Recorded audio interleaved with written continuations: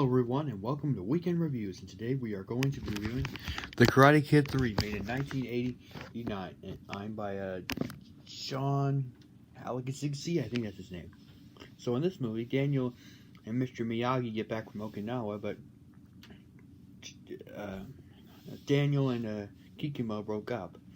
Now, up and try to return to a normal life, only find their home destroyed, so Daniel has to stay with Mr. Miyagi for a while his mom's in Fresno. Now, John Cleese, he's the sensei of the Cobra Kai dojo, is falling up on hard times. He to return the dojo to his old Vietnam buddy, Terry Silver. But Terry sees this as an opportunity to get on John's good side, so he sends him to Tahiti while he reopens the dojo and to lure Mr. Miyagi and Daniel for revenge. So he goes undercover as an average guy and lures Daniel into a trap. Up and hires Mike Barnes, an up-and-coming karate kid, to get Daniel into the tournament.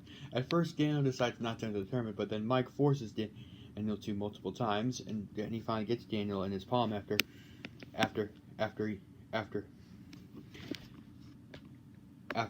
nearly destroying Mr. Miyagi's bonsai tree that he brought with him from Okinawa. And by the way, I forgot to mention, and Daniel used some of his money to get Mr. Miyagi his own bonsai shop, since that was always his dream. Now, Mr. Miyagi, being a man of peace, he decides to not train Daniel for the tournament, so Daniel has no choice but to go work for Silver and chains him through epic price of brute force and strength. And during a routine exercise, Terry tells Mr. Miyagi and Daniel John died of a heart attack while in Fiji or something like that, and Daniel, after a fight in a club with a girl named Jessica,